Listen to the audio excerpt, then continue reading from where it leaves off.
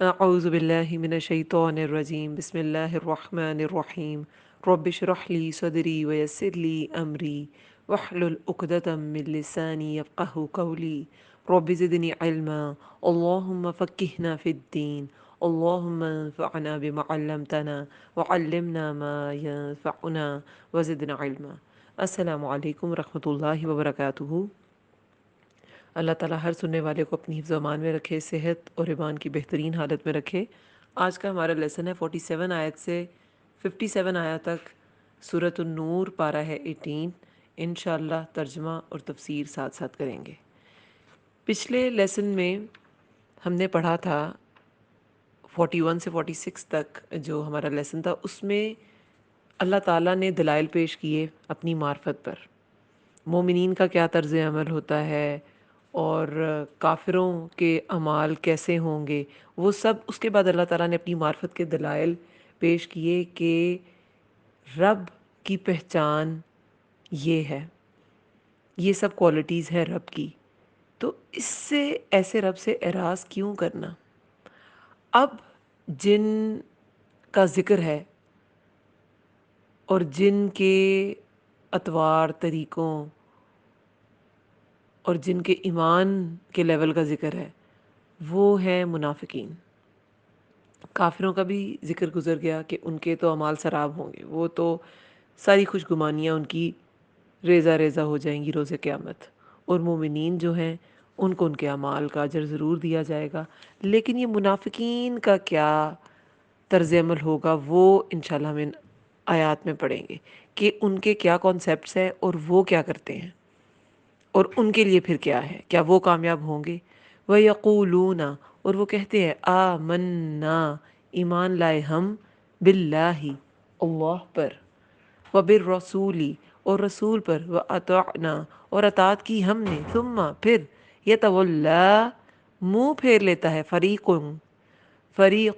منہم، ایک گروہ، نکرہ ہے نا، فریقن اینڈ پہ تنوین ہے، ایک گروہ، منہم، ان میں سے، من بعدی، بعد، ذالک، اس کے، وما، اور نہیں، اولئک، یہ لوگ، بالمؤمنین، ایمان لانے والے، یعنی یہ طرز عمل جن لوگوں کا ہے وہ ایمان لانے والے نہیں ہیں، وہ مومنوں کی کیٹیگری میں شامل نہیں ہوتے۔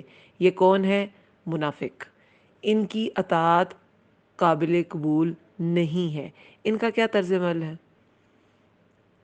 دیکھیں یہ والی آیت، اس سے آگے آیات جو ہیں اس میں منافقین کے سارے طرز عمل اور ان کی سوچ، ان کی آئیڈیالوجی بتائی جائے گی۔ ہمیں ان کو پڑھ کے یہ سوچنا ہے، کیا آج کے مسلمان یا جو ہم مومن بنے رہتے ہیں، کیا ہم میں یہ چیزیں تو نہیں ہیں؟ اس میں اللہ تعالیٰ نے کیا فرمایا ہے کہ وہ منہ سے تو یہ کہتے ہیں کہ ہم اللہ اور رسول پر ایمان لائے اور ہم نے اطاعت بھی کی، لیکن وہ منہ پھیر، ان میں سے ایک گروہ جو ہے وہ منہ پھیر لیتا ہے، اور نہیں یہ لوگ ایمان لانے والے۔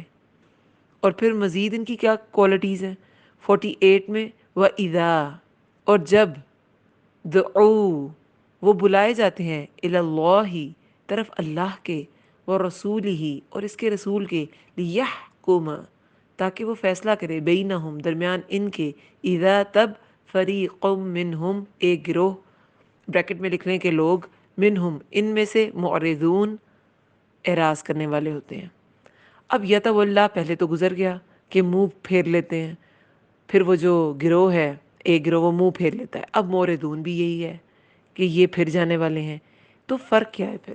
یتولا جو ہے نا وہ فزیکلی مڑ جانا ہے، ٹھیک ہے، اور موردون جو ہے نا وہ دل کا مڑ جانا ہے، اعراض دل کا مڑنا ہے، اور وہ جو پہلے ورڈ یوز کیا گیا یتولا، وہ جسم کا مڑنا ہے۔ تو یہ دونوں ہی کرتے ہیں، لیکن دل تو ان کے فوراً ذرا سا اگر فائدہ جا رہا ہے تو اس کو ایکسیپٹ ہی نہیں کریں گے، اس بات کو قبول نہیں کریں گے جب وہ بلائے جاتے ہیں۔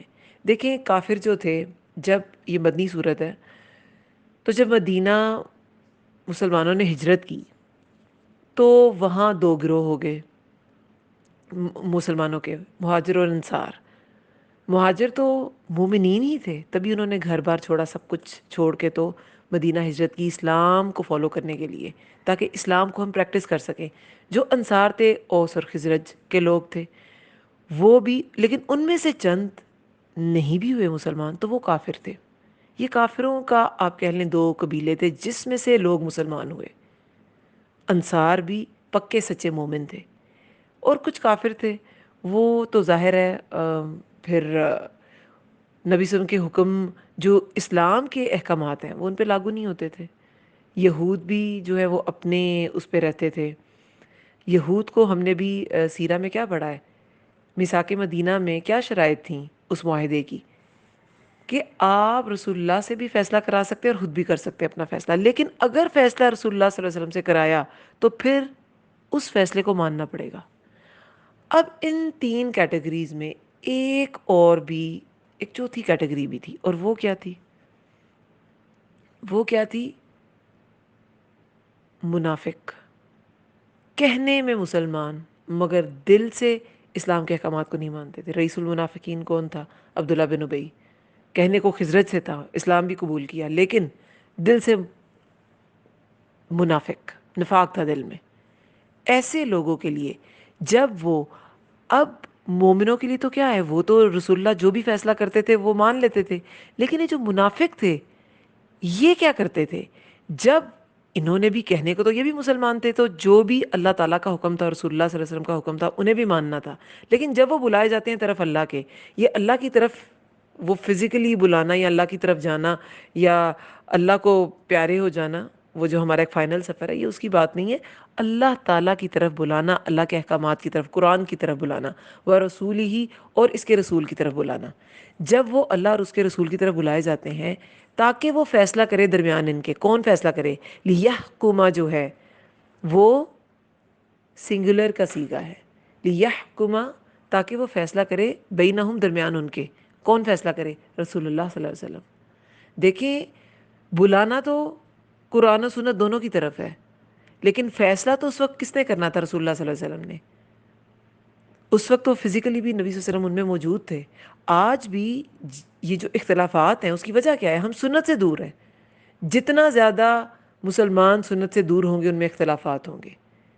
اختلافات کا فیصلہ کرنے کا گر ہی ایک ہے کہ رسول صلی اللہ علیہ وسلم کی سنت پہ آ جائیں۔ قرآن میں جو بھی احکامات ہیں وہ سیرہ پڑھ کے ہی تو سمجھ آتے ہیں اپلائی کیسے کرنے ہیں۔ اب لوگ یہ جو ملک کے قوانین اور ملک کی عدالتوں میں اپنی جوتیاں گھستے رہتے ہیں اور ان کو انصاف نہیں ملتا، لیکن سننا میں نہیں دیکھتے کہ اس کے لیے کیا حکم پیش کیا گیا ہے۔ جب یہ طلاق اور نکاح کے معاملات ہوتے ہیں تو سنت میں نہیں دیکھتے کہ اس کو کیسے سلجھایا جاتا ہے۔ طلاق ہو رہی ہے، اس میں کیا کہا گیا ہے؟ جو بھی گفٹس نہیں ہے واپس نہیں لینے، حق مہر اس عورت کو دینا ہے۔ ہاں، خلا میں حق مہر چھوڑتی ہے عورت، لیکن حق مہر بھی اس کو دینا ہے۔ لیکن وہ چند ٹکے بچانے کے لیے دونوں فیملیز خوار ہوتی ہیں عدالتوں میں، اسے آپ عدالت کے باہر خود بھی ریزالو کر سکتے ہیں یہ سارا کام، اگر آپ سنت کو فالو کر لیں۔ کنتار بھر بھی دیا ہے تو وہ واپس نہیں لیا جا سکتا، وہ اس عورت کو ہی دینا ہے جب طلاق دینی ہے۔ عدت مرد کے گھر میں ہوگی، 3 حیض تک ہوگی، مگر یہ سب چیزیں ہم فالو نہیں کرتے۔ اور جب ہم وہاں جاتے ہیں ملکی قوانین، تو اس کے تحت کیا فوراً مل جاتا ہے انصاف یا جو بھی ہم چاہتے ہیں؟ نہیں ملتا۔ تو سنت میں آنا، سنت پر آ جانا، فیصلہ سنت اور حدیث، قرآن و سنت کے مطابق لینا، اس میں انسان کے لیے آسانی ہے۔ اب مسلمان جو تھے وہ جتنی زبان سے تصدیق کرتے تھے اتنا ہی وہ دل سے قبول بھی کرتے تھے اور پھر اطاعت بھی کرتے تھے۔ لیکن منافق کیا ہے؟ منافق صرف تصدیق کے لیول پہ آ کے رک جاتا ہے، یہ منافق ہوتا ہے۔ ایمان لانے میں کیا ہوتا ہے؟ پہلے تصدیق، پھر اسے دل سے قبول کر لینا، تیسرا اس کی اطاعت کرنا۔ لیکن ان کا ایمان صرف زبان کی تصدیق تک تھا، نہ وہ دل سے قبول کرتے تھے۔ دل سے جب انسان قبول کر لیتا ہے نا کوئی چیز، کبھی نہ کبھی اطاعت کر ہی لیتا ہے۔ بہت سے مسلمان ہمارے بہن بھائی بھی کیا ہوتا ہے کہ اگر تو وہ بھی صرف تصدیق تک ہیں تو ان کے دل میں بھی نفاق ہے۔ لیکن اگر دل سے قبول کرتے ہیں، لیکن اطاعت کرنے میں ظاہر ہے جب آپ دین کے احکامات پر عمل کرتے ہیں تو کچھ نہ کچھ جاتا ہے. آزمائش تو شرط ہے، آزمائش کے بغیر تو دین کو فالو کیا ہی نہیں جا سکتا. یہ انبیاء کی سنت ہے. سب سے پائس انسان اس دنیا میں جو گزرے وہ انبیاء تھے. سب نے آزمائشیں دی ہیں اپنے اپنے دور میں، تو وہ تو شرط ہے. تو اطاعت میں کچھ وقت لگ جاتا ہے. کچھ معاملات ایسے ہوتے ہیں کہ آپ کو وہ سیکھنے میں وقت لگتا ہے، لوگوں کو اپنے ساتھ جوڑنے میں وقت لگتا ہے، لیکن دل تو قبول کرے. میری کل ایک بہت ماشاء اللہ پڑھی لکھی خاتون سے ملاقات ہوئی، ہیڈ تھیں ایک ادارے ماشاء اللہ. تو انہوں نے ایک بات کہی کہ شوہر جو ہیں وہ پردے کا، میرا پردہ پسند نہیں کیا انہوں نے. وہ باہری بیرون ملکی پلی بڑی ہوئی تھی. تو میں نے یہی سوچا اور انہیں مشورہ بھی کسی نے یہی دیا کہ کیا شوہر کا حکم سب سے پہلے ہے تو تم اس کی اطاعت کرو اور دعا کرو. تو پردہ پھر میں نہیں کر سکی. اب بات یہ ہے کہ اس سورہ میں شروع میں ہم نے پڑھ لیا نا، سورۃ انزلناہا وفرضناہا، تو فرض کے درجے پہ ہے. ٹھیک ہے ہم نے سمجھ لیا، لیکن ہر کوئی قرآن ڈیٹیل سے نہ پڑھتا ہے نہ سمجھتا ہے کہ آپ کو، اور آگے جو باہر کے پردے کے احکامات ہیں وہ تو سورہ احزاب میں آئیں گے، کہ آپ کو اس کو فالو کرنا ہی کرنا ہے. یہ فرض ہے. لیکن پھر بھی تصدیق کرتے ہیں مسلمان جب قرآن پڑھتے ہیں، اور دل سے کچھ لوگ قبول بھی کر لیتے ہیں. اب پردے کے راستے میں اتنی ساری رکاوٹیں ہیں. تو میں نے ان سے یہ کہا کہ ایک مرد پہ سب سے زیادہ حق اس کی ماں کا ہے، اور ایک عورت پہ سب سے زیادہ حق اس کے شوہر کا ہے. حدیث میں ایسے آتا ہے. لیکن ہر انسان پہ سب سے زیادہ حق اس کے رب کا ہے، چاہے وہ مرد ہے چاہے وہ عورت ہے. پہلے اللہ کا حق ہے، بعد میں کسی اور کا. جہاں پر اللہ کا حکم آ جائے وہاں پہ آپ والدین یا شوہر ان کا حکم نہیں لیں گے. کہتی ہیں ریئلی؟ میں نے کہا جی ریئلی. میں نے کہا 100% ایسے ہی ہے. لیکن ہاں اللہ تعالیٰ انسان کو موقع دیتا ہے تو انسان بھی انسان کو موقع دے سکتا ہے. اس کے لیے دعائیں کرتا رہے، اس کے لیے کوشش کرے، قبول کرے اس بات کو کہ اللہ کا حکم پہلے ہے. لیکن اس کی اطاعت میں کچھ فیکٹرز ہوتے ہیں وہ آڑے آ جاتے ہیں. اور اب وہ کہتی ہیں کہ لیکن ان میں بہت چینج آ گیا. تو آہستہ آہستہ آہستہ ان میں چینج آ گیا، تو اب میں آہستہ آہستہ کچھ چیزیں فالو کر سکتی ہوں. نمازی تھی وہ ماشاء اللہ، اور اللہ تعالیٰ نے اور مزید اس پہ استحکام دے، آمین یا رب العالمین. تو بات یہ ہے کہ قبول تو کرے دل، اور اطاعت جو ہے وہ انشاءاللہ اس کے لیے دعا بھی کرے اور کوشش بھی کرے تو وہ بھی ہو جائے گا. کچھ کیسز ایسے ہوتے ہیں کہ آپ کو لوگوں کو موقع دینا پڑتا ہے.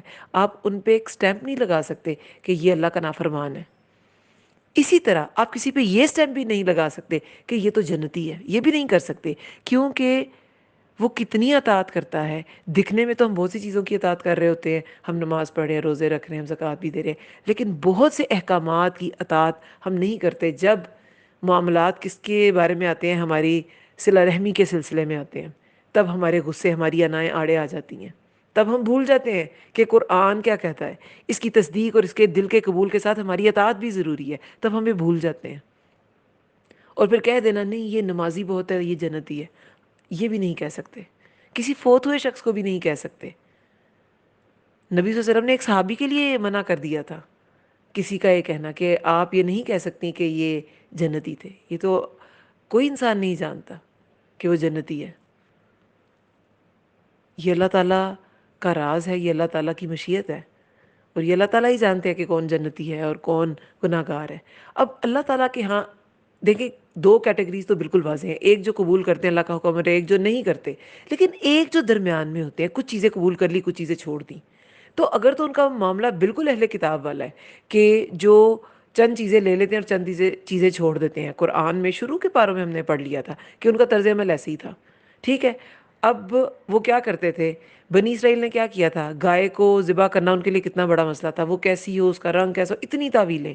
وہ گائے ذبح کرنا ایک مسئلہ ہو گیا ان کے لیے. لیکن جب ہم دیکھتے ہیں انبیاء کیسے تھے، تو اسماعیل علیہ السلام نے کیا اپنے والد کو کہا تھا کہ جو اللہ نے آپ کو حکم دیا ہے وہ کر گزریے، آپ مجھے صابر پائیں گے. اپنے آپ کو ذبح کرنے کے لیے کہہ رہے تھے وہ. اور جو بنی اسرائیل تھے وہ گائے کو نہیں ذبح کر پا رہے تھے. نفس کی کمزوری. تو پھر اب یہ ڈیپینڈ کرتا ہے ہم پہ کہ ہم نے کس کو فالو کرنا ہے. ہم نے نفس کے ہاتھوں غلام ہو کے وہ بالکل اہل کتاب کی طرح فائدے کی چیزیں لے لی، اور جو جہاں پہ نفس آڑے آ گیا وہ اس کو قبول ہی نہ کر سکے، اس کو اطاعت ہی نہ اس پہ کر سکے، اور اس کو اپنی زندگی پہ اپلائی نہ کر سکے. یہ ہم نے کہنا ہے یا اللہ ہم اسی پر جمے رہیں گے، ہم اسی پر رہیں گے، اسی پر صابر رہیں گے. یہ تو ہم پر ہے نا. اب یہ اللہ تعالیٰ جانتے ہیں کہ کس لیول کو اٹین کر لیا انسان نے تو ہاں یہ مومنین میں رہے گا، اور کس لیول تک نہیں پہنچا ابھی تک تو نہیں، یہ مومن نہیں ہے. یہ اللہ تعالیٰ کے ہاں ہے. اس لیے ہر حکم اللہ تعالیٰ کا وہ امپورٹنٹ ہے، چھوٹے سے چھوٹا حکم بھی امپورٹنٹ ہے. ہم نمازیں پڑھیں ہیں، روزے رکھیں، ہم تہجد گزار ہو گئے ہیں، لیکن ہمارے معاملات خراب ہیں، تو آپ یہ نہیں کہہ سکتے میں تو بخشا بخشایا ہوں یا میں تو بخشی بخشائی ہوں. ایسا کبھی بھی نہیں ہو سکتا. وہ اللہ تعالیٰ جانتے ہیں کہ کس انٹینسٹی کا آپ جو ہے حکم کی نافرمانی کر رہے ہیں. صلہ رحمی جو قطع رحمی کرتا ہے، صلہ رحمی کو چھوڑ دیتا ہے، تو اس کی تو شب قدر میں بھی معافی نہیں ہوتی، اس کا بھی معاملہ مؤخر کر دیا جاتا ہے. تو یہ ساری چیزیں یہ ہمیں کیوں سنائی جا رہی ہیں، ہمیں کیوں بتائی جا رہی ہیں؟ تاکہ کسی مومن کے دل میں ایسا نفاق نہ ہو، ہم مومن نفاق والے نہ ہوں. تو یہ جو نفاق ہے نا، یہ اسی کا نام ہے. قرآن میں دیکھیں کافروں کے بارے میں ہم نے کیا آیت پڑھی ہے، ابھی کچھ لیکچرز پہلے ہی گزری ہے. مشرکین مکہ کیا کہتے تھے جب کہا جاتا تھا کہ عرش کا مالک کون ہے، زمین و آسمان کا خالق کون ہے، تو وہ کیا کہتے تھے؟ اللہ تعالیٰ. تو کیا ان کا ایمان مقبول ہے؟ کیا وہ مومن ہو گئے؟ نہیں. تصدیق کرتے تھے وہ بھی، یہ بات وہ مانتے تھے، اس کی تصدیق کرتے تھے، خالق بھی مانتے تھے، مالک بھی مانتے تھے، مگر دل سے قبول نہیں کرتے تھے، پورے کا پورا نہیں لیتے تھے. کچھ لیا، کچھ چھوڑ دیا. اطاعت، سمعنا و اطعنا، پوری اطاعت، پورے کا پورا. اسلام کا مطلب ہے ٹوٹل سبمیشن. مسلم ہے ٹوٹلی سبمیٹڈ انسان. تو وہ مسلم نہیں تھے، وہ کافر ہی تھے، وہ انکاری ہی تھے. ابو طالب وہ رسول اللہ صلی اللہ علیہ وسلم کو کتنا سپورٹ کیا انہوں نے. ان کا ایک شعر ہے لقد علمت بأن دین محمد خیر ادیان البریہ بریتی دینا. یعنی کہ اس کا کیا مطلب ہے؟ میں نے جان لیا کہ دین محمد دنیا کا بہترین دین ہے. اس کا مطلب یہ ہے، مفہوم یہ ہے اس کا. تصدیق تو انہوں نے بھی کر دی. بہت سے لوگ آپ کو آج کی زندگی میں بھی مل جائیں گے جو اسلام کو بہت اپریشیٹ کرتے ہیں. آئی اپریشیٹڈ کامن جملہ ہے. نبی صلی اللہ علیہ وسلم کو بہت اپریشیٹ کیا جاتا ہے، تو کیا وہ مومن ہو جاتے ہیں؟ وما اولئک بالمؤمنین، اور نہیں یہ لوگ ایمان لانے والے، یہ نہیں ہے مومن. صرف تصدیق کافی نہیں ہے، قبولیت ضروری ہے. اسے دل سے قبول کرے اور پھر اس پہ اطاعت بھی کرے.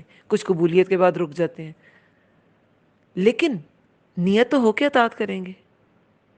کچھ چیزوں میں اطاعت میں وقت لگتا ہے، لیکن کچھ چیزوں میں نہیں لگتا. ہم اپنے نفس کے ہاتھوں مجبور ہوئے رہتے ہیں. میرا شوہر نہیں مانتا، میرے پیرنٹس، میرا ماحول نہیں ہے. کیا آپ خود چاہتے ہیں؟ کیا آپ آمادہ ہیں؟ سب سے بڑا جو محتسب ہے نا، وہ انسان کا اپنا ضمیر ہے، جو انسان کا احتساب کرتا ہے کہ ہم خود کتنے پانی میں ہیں. تو ہم خود تو موردون نہیں ہیں، ہم خود تو کہیں ان احکامات کو اپنے اوپر بھاری نہیں جانتے، خود بھاری جانتے ہیں. اور نام دوسرے فیکٹرز کا لگا رہے ہوتے ہیں. یہ بھی فیکٹر ہے، وہ بھی فیکٹر ہے. when there is will there is way. جب آپ جہاں چاہ وہاں راہ. جب آپ کسی چیز کو چاہتے ہیں آپ اس کے 100 راستے نکال لیتے ہیں، اور جب وہ بلائے جاتے ہیں طرف اللہ کے اور اس کے رسول کے تاکہ وہ فیصلہ کرے درمیان ان کے، تب ایک گروہ کے لوگ ان میں سے اعراض کرنے والے ہوتے ہیں. پھر وہ اعراض کر لیتے ہیں، دل بھی مڑ جاتا ہے اور پھر خود بھی سارے کے سارے مڑ جاتے ہیں. پھر وَإِن يَكُن، اور اگر ہو، لَهُمُ الحق ان کے لیے حق، یا تو وہ آتے ہیں الیہ طرف اس کے، مذعنین مطیع ہو کر. ذال عین نون اس کا روٹ ورڈ ہے. یا تو اتی سے ہے، حمزہ تا یا آنا، وہ آتے ہیں طرف اس کے مطیع ہو کے. اگر ان کے حق میں کوئی چیز ہے، اگر انہیں لگتا ہے کہ ان کے حق میں فیصلہ ہوگا تو پھر تو یہ قرآن کی آیات نکال نکال کے بتائیں گے، دیکھیں اس میں یہ بھی ہے، اس میں یہ بھی ہے، اس میں یہ بھی ہے، پھر تو ایسا کریں گے۔ یہ ان کا طرز عمل ہے، یہ فائدے کی چیزوں کو اپناتے ہیں۔ پھر بڑی یہ جو ہے نا یہاں پہ 48 آیت میں اذا، تب ایک گروہ ان میں سے اعراض کرنے والے ہوتے ہیں۔ اذا فجائیہ ہے، فجائیہ، فجا کیا ہوتا ہے؟ انسٹنٹ ریئیکشن، فوری ریئیکشن۔ ان کا فوری ریئیکشن نا اعراض والا ہوتا ہے، لیکن اگر ان کے حق میں کوئی چیز ہو، انہیں کوئی فائدے ہوں، جیسے مال غنیمت ملنے کا اگر انہیں کچھ آثار نظر آتے ہیں، پھر تو قسمیں کھانے لگیں گے، آگے وہ آیات بھی آئیں گی کہ ہاں ہم تو اس کے لیے لڑنے مرنے کو تیار ہیں اس دین کے لیے۔ لیکن دراصل یہ اپنے فائدے کے وقت ہی مطیع ہوتے ہیں، اصل اصل قربانی کے وقت یہ مطیع نہیں ہوتے۔ ذرا سا اپنا نقصان ہو رہا ہو تو یہ اعراض کرنے والوں میں سے ہی ہیں۔ یہ سورہ نساء میں آیت نمبر 60 اور 61 میں کیا آتا ہے؟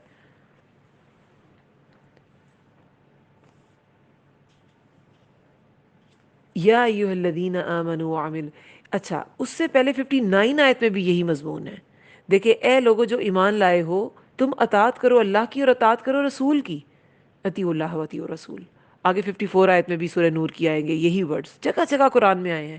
اللہ تعالیٰ نے رسول صلی اللہ علیہ وسلم کی اطاعت کو اپنی اطاعت کے ساتھ رکھا ہے، کیونکہ رسول اللہ کی اطاعت کیے بغیر آپ اللہ کی اطاعت کر ہی نہیں سکتے۔ سنت اور حدیث کو فالو کیے بغیر آپ قرآن کو اپنی زندگی میں اپلائی کر ہی نہیں سکتے۔ سورہ آل عمران کی آیت نمبر 31 میں بھی یہی ہے، اگر تم اللہ سے محبت کرتے ہو فاتبعونی، تو پیروی کرو میری، اور اس کا نتیجہ اللہ تم سے محبت کرے گا، اور کیا ہوگا؟ وہ تمہارے گناہ معاف کر دے گا، واللہ غفور الرحیم۔ اس میں بھی یہی ہے۔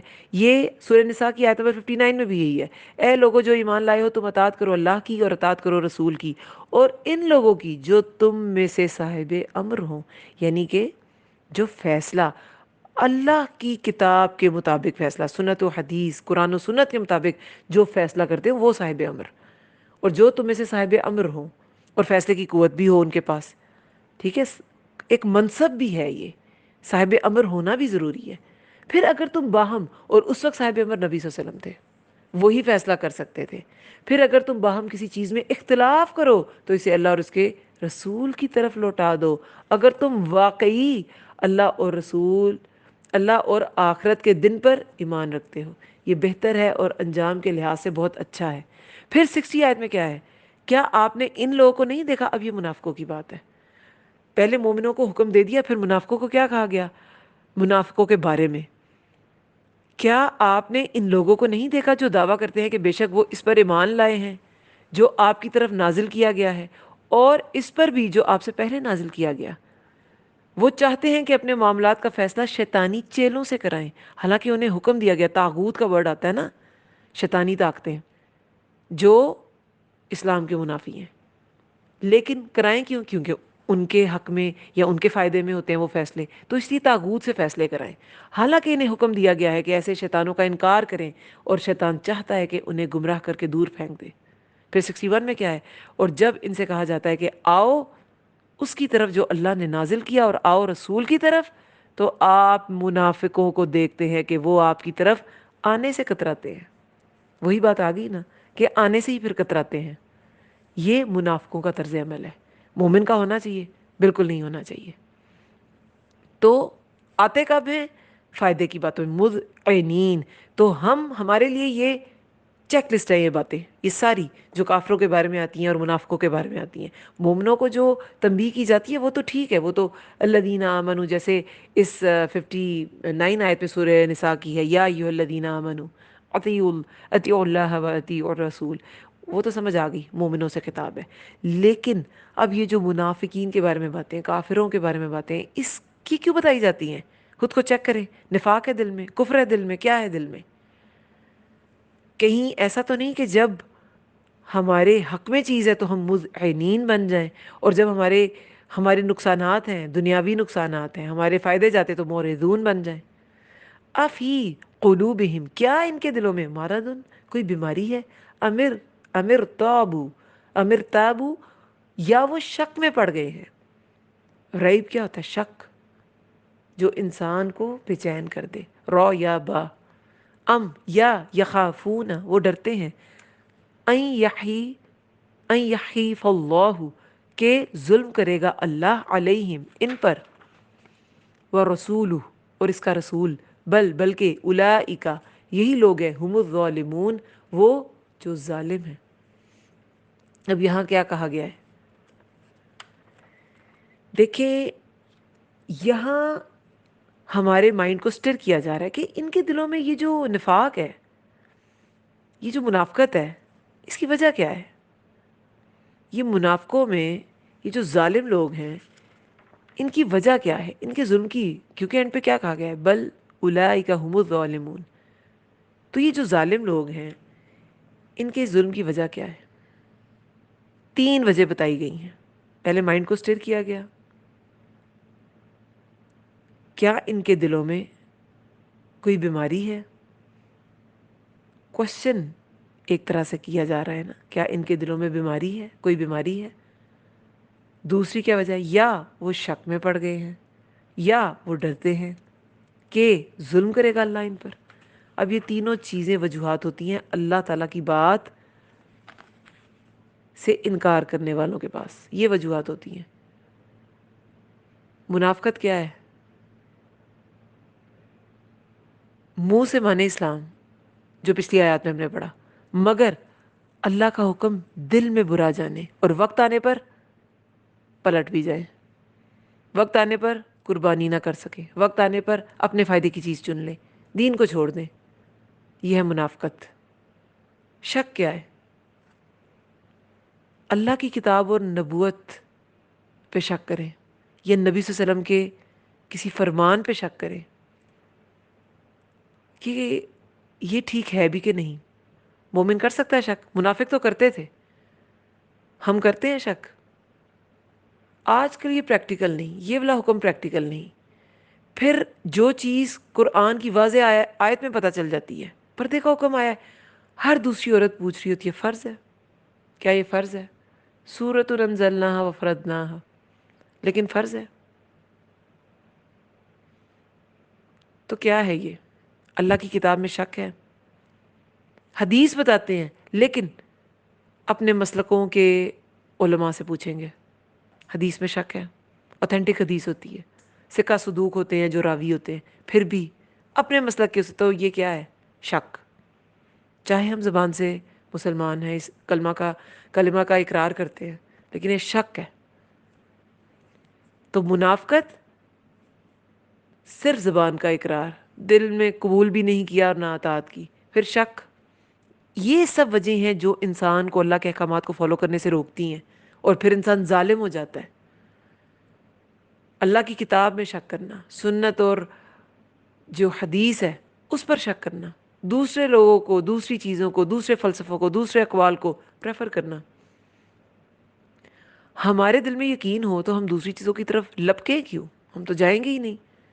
پھر ڈر، منافقین کو تو ڈر ہوتا تھا دنیاوی نقصان کا، جہاں پہ فائدہ ہوتا تھا وہاں پہ مطیع ہو جاتے تھے. کافروں کو کیا ڈر تھا؟ سرداریاں چلی جائیں گی. یہود کو کیا ڈر تھا؟ ہماری یہ جو دینی برتری ہے وہ چلی جائے گی. رسول تو ہمارے بنی اسرائیل میں آنا تھا، یہ بنی اسماعیل میں کہاں سے آ گیا؟ دینی برتری چلی جائے گی. اور منافقین کیا تھے؟ وہ بیچ میں لٹکے ہوئے، اگر فائدہ ملا تو اسلام کی طرف، نہیں تو باہر ہی، کھائی کے کنارے پہ کھڑے رہتے تھے نا، نہ ادھر نہ ادھر. تو ان کے اعمال بھی کھائے کے کنارے پہ ہی ہیں، ذرا سی ٹھوکر لگی اور وہ سب ختم ہو جائیں گے. یہ ڈر، اس ڈر کی وجہ سے انسان ظالم ہو جاتا ہے. کیا مسلمانوں کو ڈر نہیں ہوتا؟ کیا ہم ایسے نہیں کرتے؟ اپنے مفادات کے جانے کا ڈر نہیں ہے ہمیں، نقصان کا ڈر نہیں ہے؟ تو پھر ہم بھی کیا ہو جاتے ہیں؟ ظالم ہو جاتے ہیں. کچھ چیزیں جیسے میں نے ابھی بتایا کہ جیسے اللہ تعالیٰ انسان کو موقع دیتا ہے تو انسان بھی انسان کو موقع دے کہ، اور دعائیں کرے، ساتھ ساتھ کوشش بھی کرے، دعائیں بھی کرے کہ اللہ تعالیٰ جو بھی آپ کا ریلیٹڈ پرسن ہے اس کا دل بدل دے. مگر اپنے دل میں تو وہ ڈر نہ ہونا کہ میرا اس سے نقصان ہو جائے گا. اپنے دل میں یہ یقین ہو کہ اللہ تعالیٰ ہمارے ساتھ کبھی کوئی، دیکھیں آزمائش تو شرط ہے، وہ تو دینی ہے ہر انسان نے، لیکن اللہ تعالیٰ کبھی ناانصافی نہیں کرے گا، اللہ تعالیٰ کبھی انسان پہ ظلم نہیں کرے گا۔ انسان کو ڈر ہو کہ اللہ تعالیٰ ہم پہ کوئی ظلم کر دے گا اور یہ معاملہ بڑا سخت ہے اور اللہ تعالیٰ نے ہم پہ ظلم کیا، یہ تو حکم پریکٹیکلی نہیں ہے، یہ تو دل میں نہ ہونا۔ تو ایسے لوگ پھر کیا ہوں گے؟ جن کے دل میں منافقت ہے یا شک ہے یا ڈر ہے، تو پھر کیا ہوگا؟ وہ ظالم ہو جائیں گے۔ یہ جو اولئک الظالمون بھی کہا جا سکتا تھا، اس کا مطلب یہی ہے، یہی لوگ ظالم ہیں۔ لیکن یہ جو ہم کی ضمیر ہے نا، ضمیر فصل کہتے ہیں اسے، ضمیر فصل، یہی لوگ ہیں، ترجمے میں ہوتا ہے یہی لوگ ہیں وہ جو ظالم ہیں، وہ ظالم ہیں۔ اولئک الظالمون بھی یہی لوگ ظالم ہیں، وہ بھی یہی ہوتا ہے۔ یہ جو ہم ہے نا، یہی ظالم ہے۔ یہ دو طرح استعمال ہوتا ہے، ایک حصار، حصر کے معنی میں، ہا سوترا، حصار میں لے لینا، کیا ہونا؟ لمیٹڈ کر دینا، باؤنڈری لگا دینا، باؤنڈری لگا دی گئی ہے۔ یہ تین چیزیں نا جن میں یہی ظالم ہے۔ اور ایک یہ جو ضمیر فصل ہے، یہ کس لیے یوز ہوتی ہے؟ تاکید کے لیے۔ یہی ہیں جو تاکیدی، یہ لوگ ظالم ہیں، یہ لوگ ہیں، یہی ہیں جو ظالم ہیں، تاکید ہے، زور ہے، یہی ظالم ہے، ان کی ہیں یہ کوالٹیز۔ اللہ کی بات پہ یقین نہیں ہے، شک ہے، ڈر ہے مفادات کے جانے کا، منافقت ہے، دل سے نہیں مانتے، تو پھر وہ ظالم ہے۔ انما، بے شک، کانا ہے، قولا، قول المؤمنین، قول مومنوں کا، اذا جب، دعو، وہ بلائے جاتے ہیں، الی اللہ، طرف اللہ کے، ورسولہ، اور اس کے رسول کے، لیحکم، کہ وہ فیصلہ کرے، بینہم، درمیان ان کے، ان یقولو، کہ وہ کہتے ہیں، سمعنا واطعنا، سن لیا ہم نے اور اطاعت کی ہم نے، واولئک، اور یہی لوگ ہیں، ہم المفلحون۔ اب یہ وہ ہم الظالمون، یہ ہم المفلحون، یہاں بھی ضمیر فصل، یہ باؤنڈری بنا دی گئی ہے، یہ حصار حصر کے لیے استعمال ہوا کہ یہ لوگ ہیں جو فلاح پانے والے ہیں۔ اب ان کی کیا کوالٹی ہے؟ یہ مومنین ہے۔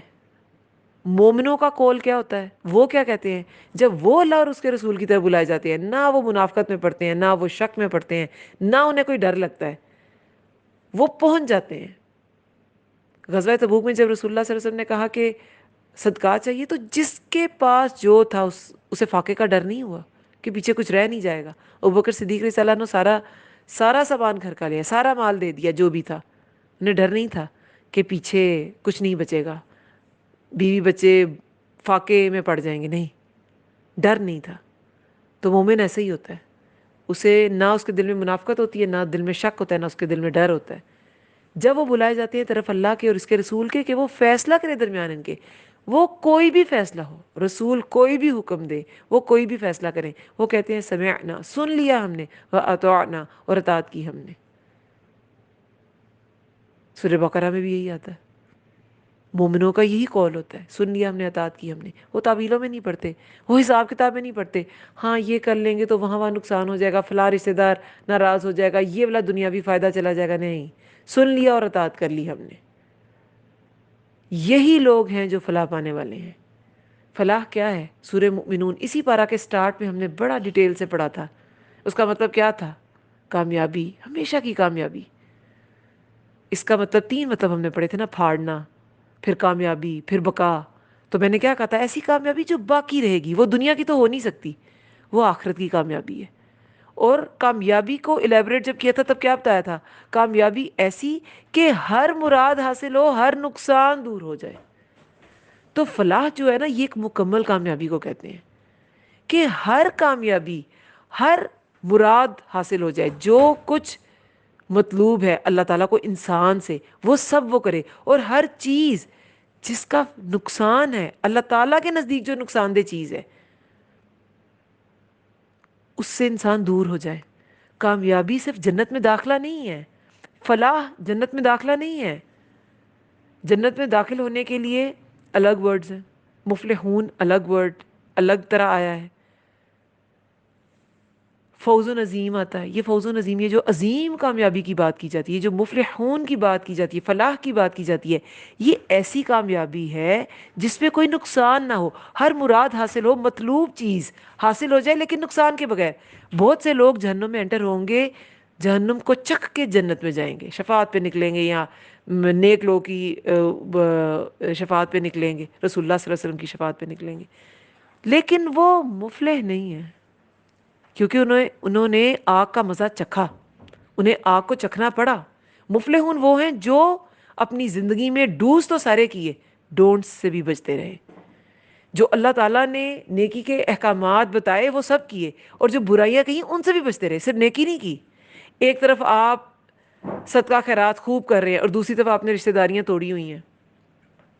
ایک طرف آپ نماز روزہ کے پابند ہیں، دوسری طرف آپ لوگوں کو گالی گلوچ کرتے ہیں، بد زبانی کرتے ہیں، ان کی عزتیں اچھالتے ہیں. تو نہیں، ان چیزوں سے بھی بچنا ہے جو اللہ کو پسند نہیں ہے. یہ ہوتی ہے فلاح، مکمل کامیابی. جنت میں داخل ہوں مگر آگ سے بچے بغیر. تو پھر یہ لوگ ہوں گے وَأُولَئِکَ هُمُ الْمُفْلِحُونَ، اور یہی لوگ ہیں وہ جو فلاح پانے والے ہیں.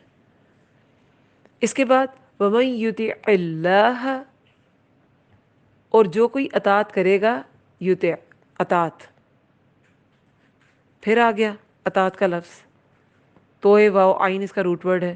اور جو کوئی اطاعت کرے گا اللہ کی، وَمَن يُطِعِ اللَّهَ وَرَسُولَهُ، اور اس کے رسول کی، وَيَخْشَ اللَّهَ، اور وہ ڈرے گا اللہ سے، وَيَتَّقْهِ، اور وہ تقوی کرے گا اس سے، فَأُولَئِکَ، تو یہی لوگ ہیں، هُمُ الْفَائِزُونَ، وہ کامیاب ہونے والے ہیں. پھر ضمیر فصل، یہی ہیں جو کامیاب ہونے والے ہیں. آگے 54 آیت میں بھی آئے گا اطیعوا اللہ و اطیعوا الرسول، جگہ جگہ. ابھی ہم نے سورہ نساء میں ہی پڑھا، قرآن میں کتنی جگہوں پر ایسے آیا ہے. پھر اطاعت کی بات ہے کہ جو کوئی اطاعت کرے گا اللہ کی اور اس کے رسول کی، اور وہ ڈرے گا، یخشا، خوفا کا ورڈ نہیں ہے، یخشا، اور وہ ڈرے گا اللہ سے، وہ یتقہی، اور وہ تقوی، واو قاف یا، تقوی کا بھی روٹ ورڈ ہے، وہ یتقہی کا بھی یہی روٹ ورڈ ہے، وہ یتقہی، اور وہ تقوی کرے گا اس سے، اللہ سے، اللہ کا تقوی اختیار کرے گا، تو پھر وہ کامیاب ہو جائے گا. جو بھی اللہ کی اطاعت کرے گا، اللہ کے رسول کی اطاعت کرے گا، وہ کب کرے گا اطاعت؟ وہ کرے گا ہی تب جب وہ اللہ سے ڈرے گا. خشیت جو ہے نا، یخشا، یخش اللہ کا ورڈ آیا ہے، تو خشیت خوف نہیں ہوتی. میں بہت بار پہلے بھی ان ورڈز کو الیبریٹ کیا ہے، لیکن اس آیت میں دونوں اکٹھے آئے ہیں کہ یہ بھی خوف ہے، تقوی بھی خوف ہے، اللہ کا خوف، یخشا بھی اللہ کا خوف. ان میں فرق ہے. خشیت وہ خوف ہوتا ہے جو کسی کی بڑائی کی وجہ سے ہو. رسول اللہ صلی اللہ علیہ وسلم کے بارے میں کیا آتا ہے، جب کوئی انہیں پہلی بار دیکھتا تھا نا تو ان کی ایک ہیبت سی طاری ہوتی تھی دیکھنے والے پہ، لیکن جو جو وہ بات کرتے تھے، ان کی نرمی، ان کا اخلاق، تو وہ نبی صلی اللہ علیہ وسلم سے محبت کرنے لگتا تھا. تو اللہ تعالیٰ کی بھی ایک خشیت ہے. یہ عام خوف نہیں ہوتا، یہ وہ خوف ہوتا ہے جو کسی کی بڑائی کی وجہ سے ہوتا ہے. آپ کو چور کی خشیت نہیں ہو سکتی، آپ کو سانپ کی خشیت نہیں ہو سکتی، اس کا خوف ہوتا ہے جو ایک فطری خوف ہے جو انسان کے اندر رکھ دیا گیا ہے. مضر چیزیں جو ہوتی ہیں ضرر پہنچانے والی، ان سے انسان کو خوف ہوتا ہے. تو جو کوئی اطاعت کرے گا اللہ کی اور اس کے رسول کی، اور وہ ڈرے گا اللہ سے، اللہ کی بڑائی کی وجہ سے، یہ پہلا سٹیپ ہے. تقوی اس کے بعد آتا ہے. جو اللہ کی بڑائی سے ڈرتا ہے وہی تقوی اختیار کرتا ہے. تقوی کون سا ڈر ہے؟ اس کے بھی مطلب یہی کیا جاتا ہے تقوی کا، اللہ سے ڈرنے والے، لیکن اس کا ایک مطلب پرہیزگاری بھی تو کیا جاتا ہے. وہ ڈر جو گناہ سے پہلے انسان کے اندر آ جائے اور وہ اس گناہ سے بچ جائے، تو پھر کیا ہوگا؟ پھر وہ فلاح پائے گا نا، پھر وہ کامیاب ہوگا. جب وہ گناہوں سے رک جائے گا، وہ کام تو کرے گا جو اللہ نے حکم دیے، نیکیاں تو کرے گا، لیکن ان کاموں سے بھی رکے گا جو اللہ کو پسند نہیں، اللہ کے ڈر کی وجہ سے. وہ ہوگا تقوی، اور وہ ڈرے گا اللہ سے اور وہ تقوی کرے گا اس سے. تو یہی لوگ ہیں، پھر ضمیر فصل، ہم الفائزون، یہی ہیں جو کامیاب ہونے والے ہیں. تاکیدی حکم، یہی ہیں جو فائزون ہیں، کامیاب ہونے والے ہیں. وَأَقْسَمُوا، اور انہوں نے قسمیں کھائیں. اب یہ منافقین کی ایک اور قسم. باللہ، اللہ کی.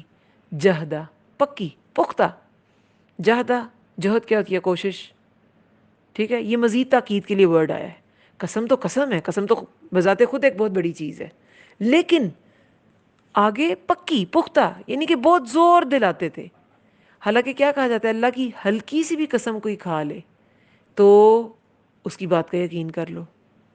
لیکن یہ جو منافقین تھے نا، یہ بڑی اپنی چرب زبانی سے اور زبان سے اور انداز سے پکی یقینی قسمیں کھاتے تھے اور یقین دلانے کی حتی الامکان کوشش کرتے تھے. دراصل جس انسان کے عمل میں جتنی کمی ہوتی ہے نا، وہ زبان سے اتنا زیادہ اس کمی کو پورا کرنے کی کوشش کرتا ہے. کچھ لوگ آپ نے دیکھا ہوگا، عمل کچھ نہیں ہوتا، اتنی باتیں کرتے رہتے ہیں جیسے پتہ نہیں دنیا فتح کر کے آئے ہیں. کیا ہے؟ عمل کی کمی کو وہ زبان سے پورا کرتے ہیں. لیکن جن کا کام زیادہ ہوتا ہے، ان کی باتیں خود بخود کم ہو جاتی ہیں، وہ فوکس اپنے عمل کی طرف ہوتے ہیں. یہ منافقین کا حال یہی تھا، ان کا عمل بہت کمزور تھا. عمل تھا نہیں تو اپنی قسموں سے یقین دلاتے رہتے تھے، اعمال سے یقین نہیں دلاتے تھے. تو اللہ کو تو عمل چاہیے، اللہ کو تو کوشش چاہیے. وہ کسی بھی لیول پہ پھر انسان پہنچے، انسان پھر نیکیاں اکٹھی کرنے میں کتنی ہی دوڑ لگا لے، بہت آگے نکل جائے، یہاں پیچھے رہ جائے، لیکن اس نے کوشش کی ہو تو اس کوشش کو اللہ تعالیٰ ویلیو کرتے ہیں. عمل کو ویلیو کیا جاتا ہے. ایک انسان آپ کے گھر میں ملازم ہے، وہ آپ کے گھر میں کسی بھی طرح کے کام پہ اسائن کیا گیا ہے، مثلاً کپڑے دھونے پہ یا برتن دھونے پہ یا صفائی پہ، اور وہ سارا وقت گھنٹہ اس نے گزارنا تھا، سارا وقت آپ کی تعریفیں کرتا رہے اور قسمیں کھاتا رہے کہ میں تو بڑا کام کرتا ہوں، میں تو بڑا کام کرتا ہوں، اور کام کی بغیر ہی چلا جائے. تو کیا ایسا انسان، ایسا ملازم افورڈیبل ہے؟ تو کیا اللہ تعالیٰ کے لیے ایسا شخص، اس کا ایمان قابل قبول ہے؟ وہ بھی افورڈیبل نہیں ہے. ایسے شخص کا ایمان قابل قبول نہیں ہے جس کا سارا ایمان اس کی لفاظی پر بیس کرتا ہے. جس شخص کے اندر ایمان جتنا گہرا ہو جاتا ہے نا، اسے بولنے کی زبانی دعووں کی ضرورت ہی نہیں رہتی. اللہ کا خوف جسے آ جاتا ہے نا، تو وہ اپنے کام کی طرف فوکس ہو جاتا ہے، وہ باتیں نہیں کرتا. منافقین کا دین باتوں پر بیس تھا. انسان جو ہے نا، وہ عمل کی کوتاہی کو نا باتوں سے بھرتا ہے، فل کرتا ہے. لیکن ایمان والا، اس کی زبان کم چلتی ہے. آپ دیکھیں جتنا آپ میں علم زیادہ، جب آپ کے پاس تھوڑا سا علم ہوتا ہے نا، وہ بہت زیادہ ایکسپریس کرتے ہیں. لیکن علم جتنا زیادہ ہوتا ہے نا، اتنا زیادہ انسان میں ٹھہراؤ آ جاتا ہے، کیونکہ وہ اس کی اصل کو سمجھ جاتا ہے. وہ سمجھ جاتا ہے کہ پہلے اس علم کو میرے عمل میں ڈھلنا ہے، اور پھر وہ اس علم پہ تدبر بھی کرتا ہے. پھر وہ کہیں جا کے اس کو ایکسپلین کرے گا، اس کی زبان پھر کم چلنے لگے گی. ٹھیک ہے، وہ ایک الگ چیز ہے کہ کچھ لوگ فصیح اللسان ہوتے ہیں، بات کو الیبوریٹ کر دیتے ہیں. کچھ لوگ تھوڑے الفاظ استعمال کرتے ہیں، لیکن ان میں بھی کچھ کو اللہ تعالیٰ نے ایسی قوت دی ہوتی ہے، وہ تھوڑے الفاظ میں بہت زیادہ گہرا مطلب بیان کر دیتے ہیں. تو ایسے لوگ جو ہیں نا، جو صرف قسمیں کھائیں، جو منافقین کی ایک صفت ہے، تو پھر ان کے بارے میں کیا ہے؟ انہوں نے قسمیں کھائیں اللہ کی پختہ پکی، ایمانہم، قسمیں اپنی. لئن، البتہ اگر، امرتہم، حکم دیا آپ نے انہیں، لیخرجن، البتہ وہ ضرور نکلیں گے. یعنی کہ قسمیں کیا کھاتے تھے آپ؟ ہمیں حکم دے ہم ضرور نکلیں گے. قل لا تقسموا، کہہ دیجئے نہ تم قسمیں کھاؤ. طاعۃ معروفہ، اطاعت تو جانی پہچانی ہے. یعنی کیا معنی بنتا ہے اس کا؟ ایک معنی تو یہ ہے وہ قسمیں کھاتے ہیں مگر ان کا اعتبار کسی کو نہیں ہے، کسی کو آئے گا ہی نہیں. کیوں؟ عمل ہی نہیں ہے. تو نہ تم قسمیں کھاؤ، تمہارا اعتبار نہیں کسی کو آنا. اطاعت تو جانی پہچانی چیز ہے، وہ تو خود بخود نظر آ جاتی ہے، خود بخود معلوم ہو جاتی ہے. دوسرا معنی کیا ہے؟ تم کو اطاعت معلوم ہونی چاہیے. اللہ کو تو پتہ ہے اللہ کی قسمیں کیا کھا رہے ہو، اللہ کو تو سب پتہ ہے. اللہ کی قسم، اللہ کی قسم، یقین کیا دلا رہے ہو؟ خود کو یقین دلاؤ. اللہ کی اطاعت تم کرو. اللہ تعالیٰ کو تو اپنے احکامات پتہ ہیں, تو تم باتیں نہ بناؤ, اطاعت کرو. اللہ تعالیٰ کو باتیں نہیں, تمہارے عمل مطلوب ہیں. یہ مطلب ہے اس کا کہ اطاعت تو جانی پہچانی ہوتی ہے. وہ تو جس میں اطاعت ہوتی ہے وہ تو نظر آ جاتی ہے, ہاں یہ اللہ کی اطاعت میں ہے یہ شخص. اور باتیں بڑی بڑی کریں, لیکن جب آپ بات کریں تو ویسے آپ کہیں کہ مجھے اللہ کا بڑا ڈر ہے, اللہ نہیں بس مجھے سب کچھ دیا ہے, اللہ کا کرم ہے, اللہ کا یہ. لیکن جب آپ بات کریں تو تکبر والی کریں, یہ سب کچھ میں نے ایسے ایسے کمایا, میں نے یہ کیا. یا دوسروں کو آپ حقیر سمجھیں, یا آپ رشتہ داروں کو ان کے حق نہ دیں, یا آپ صدقات نہ دیں, اپنا مال اکٹھا کرنے میں لگے رہیں, یا بہت سی اور چیزیں ہیں. آپ حق تلفیاں کریں, آپ اپنی ذمہ داریاں پوری نہ کریں, حقوق اللہ میں دوسرے حقوق اللہ میں کمی کر دیں, حقوق العباد میں کمی کر دیں, تو کیا اطاعت میں ہے؟ باتیں جتنی مرضی بڑی کر لیں, نہیں ہے. تو کہہ دیجئے تم قسمیں نہ کھاؤ. اطاعت تو جانی پہچانی ہے, وہ تو پتہ چل ہی جائے گی. تم کہاں پہ فوکس کرو پتہ چل جائے گی. اللہ کو تمہاری قسمیں نہیں چاہیے, لیکن اللہ کو تو وہ دکھاتے ہی نہیں تھے اپنی قسمیں, وہ تو لوگوں کے لیے کام کر رہے ہوتے تھے. مسلمانوں کو یقین دلاتے تھے ہم بھی تمہارے ساتھ ہیں, جب فائدے چاہیے ہوتے تھے. جب فائدے نہیں چاہتے تھے تو کہتے تھے اس دین میں تو بڑا نقصان ہے. تم لوگ جب غزوہ تبوک کے لیے نکلے تو کیا کہتے تھے, اتنی گرمی کا موسم ہے اور یہ کہاں نکل رہے ہیں. ٹھیک ہے, تو کہہ دیجئے نہ تم قسمیں کھاؤ, اطاعت تو جانی پہچانی ہے. ان اللہ, بے شک اللہ, خبیر بما تعملون, خوب خبر رکھنے والا ہے اس کی جو تم عمل کرتے ہو. جو تم عمل کر رہے ہو اللہ تعالیٰ تو ان سب چیزوں کو جانتا ہے. وہ تو عالم الغیب ہے, ہر غیب اللہ تعالیٰ کے علم میں ہے. تو تم قسمیں نہ کھاؤ, کام کرو. قل, کہہ دیجئے, اطیعوا اللہ, اطاعت کرو اللہ کی, واطیعوا الرسول, اور اطاعت کرو رسول کی. فإن, پھر اگر, تولوا, تم منہ پھیرو گے, فإنما, تو بے شک, علیہ, اس پر ہے. کس پر ہے؟ رسول. بریکٹ میں لکھ لیں رسول, اس رسول پر ہے. تو بے شک اس رسول پر ہے, ما حملا, جو بوجھ وہ ڈالا گیا, وہ علیکم, اور تم پر ہے. کم, تم سب پر. کم پلورل کا صیغہ ہے, علی پر, اوپر یعنی کہ, اور تم پر ہے, ما, جو حملتم, بوجھ ڈالے گئے تم. یعنی کہ رسول اللہ پہ کون سا بوجھ ڈالا گیا؟ تبلیغ کا, دین کو پھیلانے کا. احتساب ان کا نبی صلی اللہ علیہ وسلم پہ نہیں ڈالا گیا کہ آپ ان کا حساب کتاب بھی لیں, کس نے کتنا فالو کیا, کس نے نہیں کیا, کس نے کس لیول کا دیا اور پھر اس کی جزا دیں. نہیں, رسول اللہ تو وہ کر رہے ہیں جو ان کے ذمہ کام لگایا گیا ہے.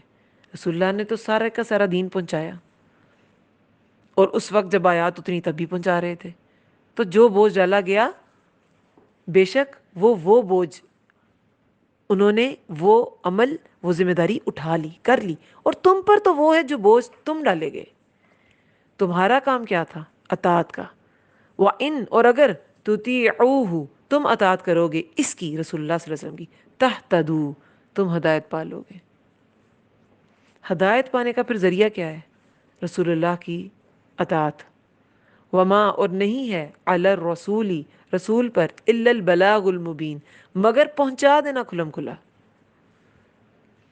تو ہدایت کیسے پائی جاتی ہے؟ نبی صلی اللہ علیہ وسلم کی اطاعت کر کے. سورہ یاسین میں بھی کیا آتا ہے؟ آپ صلی اللہ علیہ وسلم سیدھے راستے کی طرف ہدایت دیتے ہیں. جو آپ صلی اللہ علیہ وسلم کی سنت پر چلے گا وہ سیدھے راستے پر چل پڑے گا. کچھ روڈز ہوتی ہیں نا, مین روڈ کی طرف جاتی ہیں, تو مومن کی جو مین روڈ ہے نا, صراط مستقیم ہے, وہی اس کو منزل تک لے جائے گی. اور وہاں تک کیسے پہنچنا ہے؟ سنت سے, سنت کے ذریعے. سنت پہ چلنے والا صراط مستقیم پر چلنے والا ہوتا ہے. اور آپ اگر سنت چھوڑ کے کوئی دوسرا طریقہ اختیار کر لیتے ہیں, کوئی دوسرا فلسفہ, کوئی دوسرا دین, یا کوئی دوسرا طریقہ اپنے خاندان کا, اپنے مسلک کا, تو پھر وہ صراط مستقیم نہیں ہے. صراط مستقیم جو ہے, وہاں جو روڈ جاتی ہے وہ سنت رسول ہے, وہ اتباع رسول ہے. نبی صلی اللہ علیہ وسلم کے ذمہ پہنچا دینا تو انہوں نے پہنچا دیا.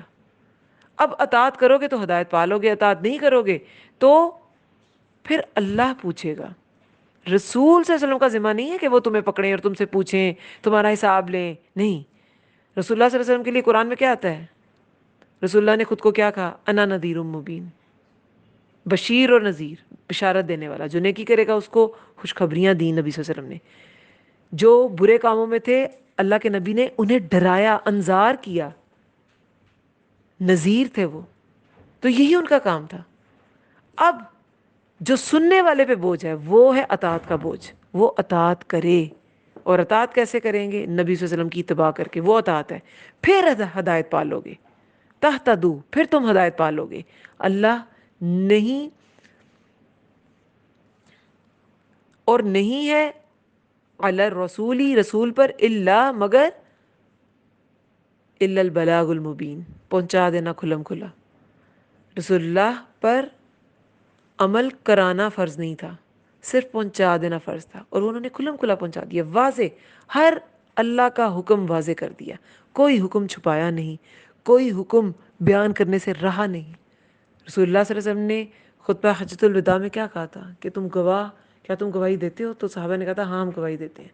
تو پھر اللہ تعالیٰ کو بھی حاضر ناظر جان کے کیا کہتا ہے؟ یا اللہ تو گواہ رہنا کہ میں نے تیرا دین پہنچا دیا، دین مکمل ہو گیا، میں نے تم پر تمہارا دین مکمل کر دیا.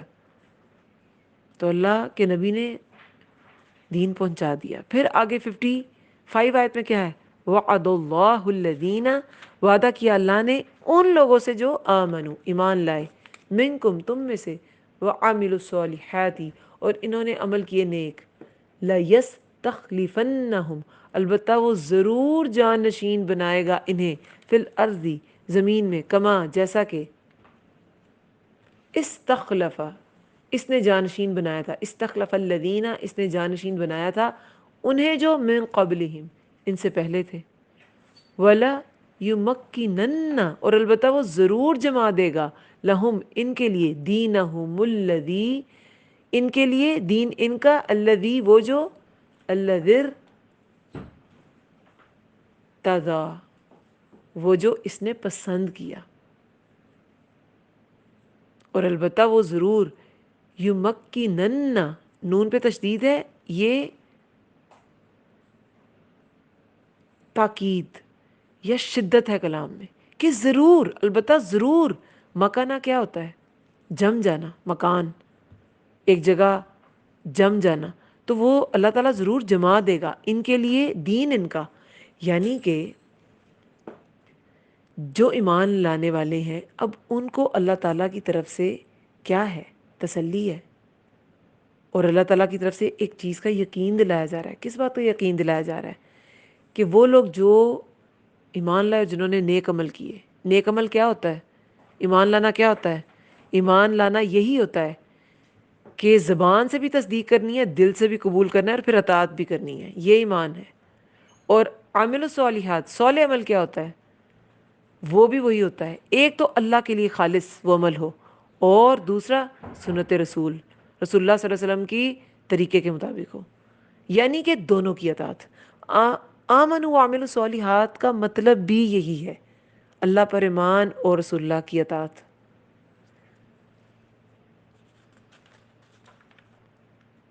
تو اللہ تعالیٰ نے ایسے لوگوں سے وعدہ کیا ہے کہ وہ لوگ جو ایمان لائے، انہوں نے نیک عمل کیے، اللہ کی اطاعت کی، رسول اللہ صلی اللہ علیہ وسلم کی اطاعت کی، وہ انہیں جانشین، اس زمین کے جانشین وہی لوگ ہیں. جیسا کہ پہلے بھی انہی کو جانشین بنایا گیا تھا، جنہوں نے جو اللہ پر ایمان لائے اور جنہوں نے عمل صالح کیے. پہلے بھی وہی جانشین بنے تھے. کیسے؟ طوفان نوح میں نوح علیہ السلام، ان کے فالوورز بچ گئے، باقی سب غرق. بنی اسرائیل نے موسیٰ علیہ السلام پر ایمان لائے، بچ گئے، آل فرعون غرق. عاد، سمود، سب غرق. رسول کو نکال لیا گیا. جو ایمان اللہ پہ رکھتے تھے، عمل صالح کرتے تھے، وہ بچ جاتے تھے، اور باقی سب تباہ ہو جاتے تھے، ہلاک ہو جاتی تھی. کتنی قومیں ایسے ہلاک ہوئی. تو پہلے بھی یہی سب ہوتا رہا ہے. ولا یمکنن، اور البتہ وہ ضرور، لا جو ہے لام تاکید، البتہ یا یقیناً، وہ ضرور جما دے گا. ضرور بے ضرور، لا بھی ہے اور اینڈ پہ نون پہ تشدید بھی ہے. ضرور بے ضرور، البتہ وہ ضرور جما دے گا، یا ضرور بے ضرور جما دے گا. کون؟ اللہ تعالیٰ. لہم ان کے لیے، دینہم الذی دین ان کا وہ جو اس نے پسند کیا، وہ دین وہ جو اللہ نے پسند کیا ہے، جو اللہ نے ان کے لیے پسند کیا دین وہ والا، اس میں انہیں ضرور جما دے گا. لہم ان کے لیے، ولا یبدلنہم اور البتہ وہ ضرور بدل دے گا انہیں، من بعدی بعد، خوفہم ان کے خوف کے، امنا امن، یعبدوننی وہ عبادت کریں گے میری، لا یشرکون نہ وہ شریک کریں گے بھی میرے ساتھ شیئا کسی چیز کو. ومن اور جو کوئی کفرا کفر کرے، بعد ذالک اس کے، فاولئک تو یہی لوگ ہیں، ہم الفاسقون تو یہی لوگ ہیں وہ جو فاسق ہیں. اب پھر ضمیر فصل،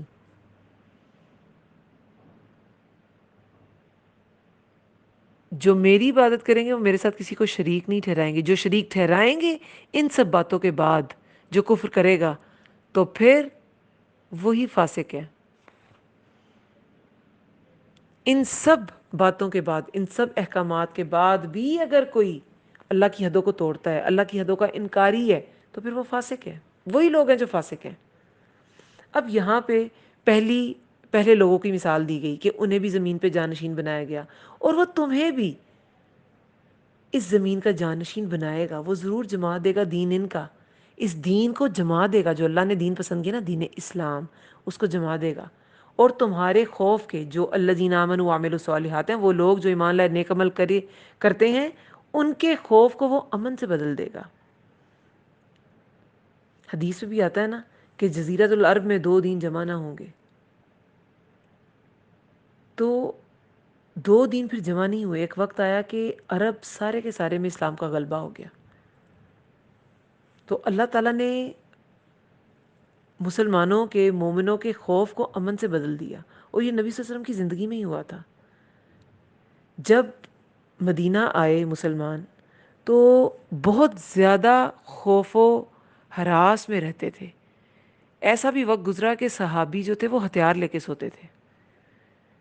اور بہت عرصہ دیکھیں نا، 2 ہجری میں غزوہ بدر، 3 میں احد، اور خندق 5، مطلب لگاتار جنگیں ہیں، لگاتار جنگیں ہیں، غزوات ہیں، خوف و ہراس کہ صحابہ جو ہیں شروع میں جب غزوات نہیں تھی تب بھی اتنے سخت حالات تھے کہ صحابہ ہتھیار لے کے سوتے تھے. نبی صلی اللہ علیہ وسلم ایک رات سو نہیں پائے تھے، اور پھر انہوں نے دعا کی کہ کیا کوئی ایسا صحابی ہو، یہ حضرت عائشہ رضی اللہ عنہا سے مروی ہے یہ روایت، کوئی ایسا ہو جو میرے لیے حفاظت کرے اور میں سو سکوں.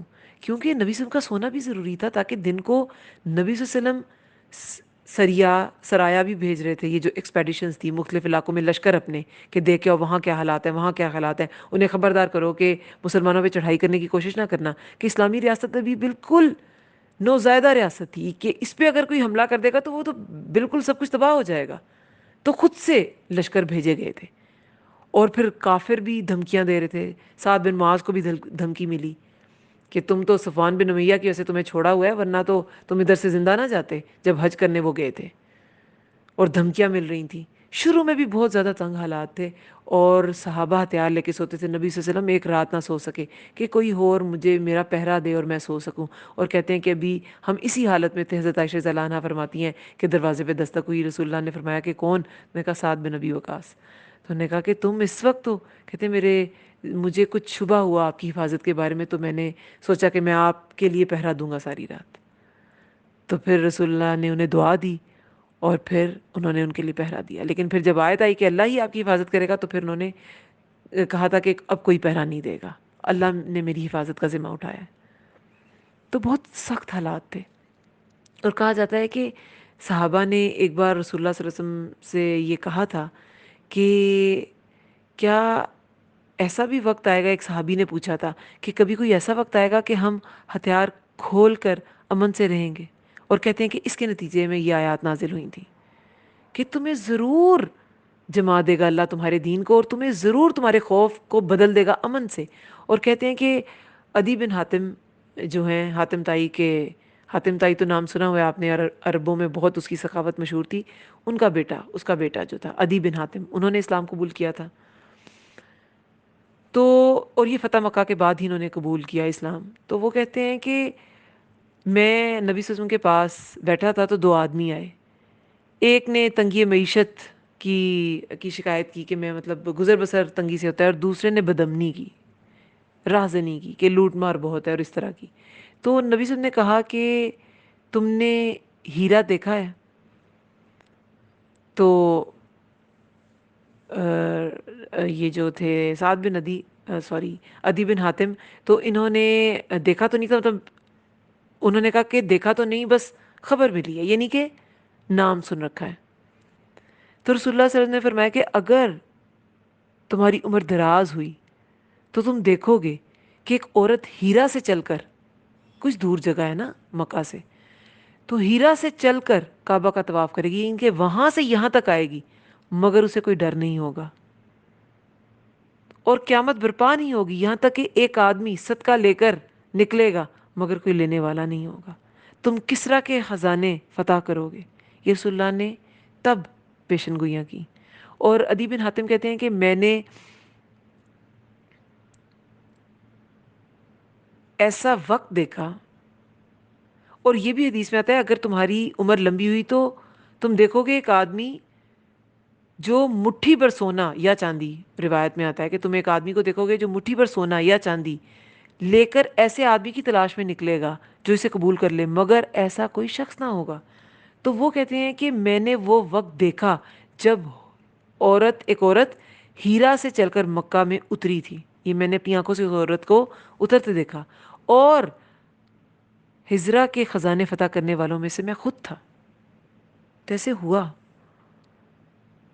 پھر فتح مکہ کے بعد کتنے سارے جو ہیں علاقے فتح ہوئے. غزوہ حنین کے بعد تو غزوہ طائف ہوا، طائف بھی جو ہے وہاں کے لوگ بھی مسلمان ہوئے، اور بہت سی فتوحات، ایسے ایسے لوگ جنہوں نے نبی صلی اللہ علیہ وسلم کے ساتھ بدسلوکیاں کی وہ مسلمان ہو گئے. سہیل بن عمر مسلمان ہو گئے، صفوان بن امیہ مسلمان ہو گئے، اور مطلب بڑے بڑے اسلام کے دشمن ابو سفیان، کتنے لوگ مسلمان ہو گئے، اسلام کو غلبہ مل گیا. اور جو آگے خلفۂ راشدین کا دور ہے اس میں تو اور زیادہ فتوحات ہوئی. حضرت عمر رضی اللہ عنہ کے زمانے میں روم، ایرانی ساری سلطنتیں جو ہیں وہ اسلام کے انڈر آ چکی تھیں.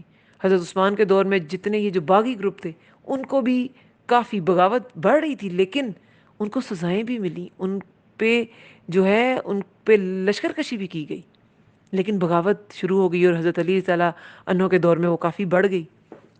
بہرحال لیکن مسلمانوں نے بہت فتوحات کی، انہیں اللہ تعالیٰ نے ان کے دین کو بھی جمایا اور ان کے خوف کو بھی امن سے بدل دیا. وہ عبادت کریں گے میری، نہ وہ شریک کریں گے میرے ساتھ کسی کو. یہ ہوگا تو پھر ان کے لیے یہ وعدہ ہے، ان سارے انعامات کا وعدہ ہے. اور جو کوئی کفر کرے بعد اس کے، لیکن جو کفر کرے گا، یہ جو ساری باتیں ہیں ان کو فالو نہیں کرے گا، تو پھر یہی لوگ ہیں جو فاسق ہیں. اس وقت جو مسلمانوں کے حالات ہیں، ہم کیوں خوف کے بعد امن میں جا نہیں رہے؟ کیونکہ ہم ان چیزوں کو فالو ہی نہیں کرتے. تو اللہ تعالیٰ بھی ہماری حالت نہیں بدلتا. کیا ہم آمن و عامل الصالحات پہ ہیں؟ کیا ہمارے دل میں منافقت نہیں ہے؟ کیا ہمارے دل میں شک نہیں ہے؟ کیا ہمارے دل میں ڈر نہیں ہے؟ تو جب منافقت، شک، ڈر کے ساتھ ہم رہتے ہیں تو اللہ کی مدد آتی ہے. اللہ کی مدد ان کے لیے آتی ہے جو اللہ کے دین کی مدد کرتے ہیں، جو اللہ کے دین پہ ثابت قدم ہوتے ہیں، ان پر ان کے لیے اللہ کی مدد آتی ہے. اللہ کی مدد کا وعدہ ہے، جگہ جگہ قرآن میں وعدہ ہے، لیکن اس سے پہلے انسان سے بھی کچھ مطلوب ہے، اس سے بھی کوششیں مطلوب ہیں. وہ کوشش نہیں کرے گا تو وہ وعدہ پھر پورا نہیں ہوگا. اس وعدے کے لیے ہم ایلیجبل نہیں ہوتے، اسی لیے ہماری حالت نہیں بدلتی. اللہ نے اس قوم کی حالت نہیں بدلی. وہ ایک شعر ہے نا، نہ ہو جس کو خیال آپ اپنی حالت کے بدلنے کا. تو بس جس کو اپنی حالت کے بدلنے کا خیال نہیں، یہ اسباب کی دنیا ہے. اس میں جو خود اپنے لیے کوشش نہیں کرتا، دین پر عمل کرنے کی کوشش نہیں کرتا، گو ود دا فلو بنا رہتا ہے کہ بھئی بس حالات ہی ایسے ہیں، ماحول ہی ایسا ہے، میں کیا کر سکتا ہوں، تو پھر وہ حالات پر ہی چھوڑ دیا جاتا ہے۔ جو اللہ پر توکل کرتا ہے تو اللہ تعالیٰ بھی اس کا سہارا، اس کے ساتھ کیا ہوتے ہیں، اس کے ساتھ اللہ تعالیٰ کی مدد ہوتی ہے۔ اللہ تعالیٰ غزوہ بدر میں کیا تھا، 1000 فرشتے اتر آئے تھے، مومن تو 313 تھے۔ احد میں کیا کہا گیا، جو 1000 اتار سکتا ہے 5000 اتر آتے۔ اگر تم رسول اللہ صلی اللہ علیہ وسلم کی حکم پر ہوتے، لیکن عبداللہ بن جبیر ان کا وہ جو دستہ تھا، انہوں نے تو نہیں چھوڑا تھا جگہ، انہوں نے جگہ چھوڑ دی، نقصان ہو گیا، رسول اللہ کی اطاعت سے نکلے، نقصان ہو گیا۔ تو کیا ہم رسول اللہ صلی اللہ علیہ وسلم کی اطاعت سے نکلے ہوئے لوگ نہیں ہیں؟ اس لیے ہمارے بھی نقصان ہو رہے ہیں اور ہم خوف سے امن کی طرف نہیں آ رہے۔ اب کرنا کیا ہے، وہ فٹ سٹیپس فالو کرنے ہیں جو ہمارے رسول کے تھے، وہ سارے سٹیپس بتائے گئے ہیں۔ اب آگے یہی ہے، وَأَقِيمُوا الصَّلَاةَ اور قائم کرو نماز، وَآتُوا الزَّكَاةَ اور ادا کرو زکوٰۃ، وَأَطِيعُوا الرَّسُولَ اور اطاعت کرو رسول کی، لعلکم تاکہ تم ترحمون تم رحم کیے جاؤ۔ اللہ کو اب جگہ جگہ مسلمان جو ہیں، پوری دنیا میں آپ دیکھیں کتنی مشکلات ہیں۔ سیریا کے مسلمانوں کا حال ہو گیا برا، عراق تباہ ہوا، فلسطین کے تو حالات بہت سال گزر گئے، کشمیر، بوسنیا، برما، کہاں کہاں قتل عام نہیں ہوا، انڈیا کہاں کہاں قتل عام نہیں ہوا۔ تو اللہ سے رحم چاہیے تو پھر کرنا کیا ہے، نماز قائم کریں، زکوٰۃ ادا کریں، اللہ کا بھی حق دیں، بندوں کا بھی حق دیں۔ اس دنیا میں اتنے نہ کھو جائیں کہ اپنے حصے، اپنے مال سے لوگوں کا حصہ نکالنا بھول جائیں، اتنے نہ کھو جائیں باجماعت نماز ادا کرنی بھول جائیں۔ مردوں پہ نماز مسجد میں ہے 27 گنا زیادہ ثواب ہے جماعت کے ساتھ نماز ادا کرنے کا۔ کچھ علماء نے باجماعت نماز کو فرض قرار دیا، کچھ نے سنت موقوتہ، نفل کسی نے نہیں کہا کہ نفلی آپ کی مرضی کی چیز ہے، کر لیں نہیں تو نہ کریں، لیکن وہ فرض کتنے لوگ ادا کرتے ہیں؟ عورتوں کو اس سے چھوٹ ہے، لیکن وہ نماز میں ویسے تاخیر کرتی ہیں، سارے کام کر کے نماز ادا کرتی ہیں، سارا، سب سے پہلے دنیا کے کام کرتی ہیں اور بعد میں اللہ کا حق دیتی ہیں، اور مانگتی سب سے پہلے کیا چاہتی ہیں کہ اللہ تعالیٰ انہی کو نواز دے، باقی سب بعد میں جائیں، باقی سب کو بعد میں پوچھے، اللہ تعالیٰ ہمیں دیکھ لے پہلے۔ قائم کرو نماز اور ادا کرو زکوٰۃ اور پھر اطاعت کرو رسول کی، اطیعوا الرسول اطاعت کرو رسول کی، لعلکم ترحمون تاکہ تم رحم کیے جاؤ۔ ہر انسان رحم چاہتا ہے اللہ کا، تو پھر یہ سب چیزیں فالو کرے اور اللہ کے رسول صلی اللہ علیہ وسلم کی اطاعت کرے۔ یہاں پہ دیکھیں صرف رسول اللہ صلی اللہ علیہ وسلم کی اطاعت کا حکم ہے، ان آیات میں کتنی بار رسول صلی اللہ علیہ وسلم کی اطاعت کا حکم آیا ہے، کیونکہ تبھی رحم کیا جائے گا۔ پھر 57 آیت میں ہے، لا تحسبن الذین ہرگز نہ سمجھیے آپ، الذین ان کو جنہوں نے کفروا کفر کیا، معجزین کہ وہ عاجز کرنے والے ہیں، فی الارض زمین میں، ومأواہم النار اور ٹھکانہ ان کا آگ ہے، ولبئس اور یقیناً کتنی بری ہے، ولبئس المصیر اور یقیناً کتنی بری ہے لوٹنے کی جگہ۔ تو یہ آپ ہرگز نہ سمجھیں کہ یہ جو کافر لوگ ہیں یہ اللہ تعالیٰ کو کیا کر سکتے ہیں، عاجز کر سکتے ہیں۔ سورۃ الانفال میں بھی آیت نمبر 59 میں یہی مضمون آیا ہے کہ اور جن لوگوں نے کفر کیا، وَلَا يَحْسَبَنَّ الَّذِينَ اور جن لوگوں نے کفر کیا وہ یہ خیال نہ کریں کہ وہ سبقت لے گئے ہیں، بے شک وہ عاجز نہیں کر سکتے۔ کس کو عاجز نہیں کر سکتے؟ اللہ تعالیٰ کو۔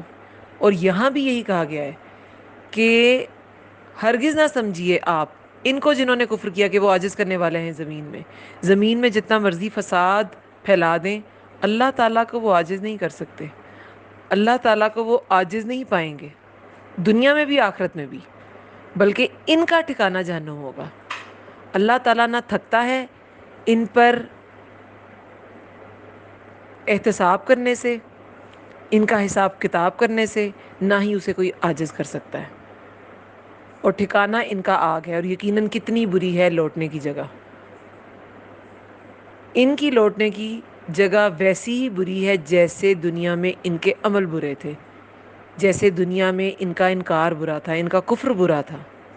تو اللہ تعالیٰ ہمیں ایسے انکار اور ایسے کفر سے بچائے کہ جس کی وجہ سے انسان کا ٹھکانہ جو ہے وہ جہنم بن جائے۔ آمین یا رب العالمین۔ اللہم ارزقنی تفکر و تدبر لما یتلوہ لسانی من کتابک والفہم لہ والمعرفۃ بمعانی والنظر فی عجائبی والعمل بذلک ما بقیت انک علی کل شیء قدیر۔ اے اللہ، تیری زبان قرآن میں سے میری زبان جو پڑھتی ہے، اس میں مجھے تفکر اور تدبر عطا فرما، اور اس کے معنی اور عجائبات کی پہچان کروا، اور جب تک میں زندہ ہوں اس کے مطابق عمل کروں۔ بے شک تو ہر چیز پر قدرت رکھنے والا ہے۔ آمین یا رب العالمین۔ سبحانک اللہم و بحمدک، نشہد ان لا الہ الا انت، نستغفرک و نتوب الیک۔ السلام علیکم و رحمۃ اللہ وبرکاتہ۔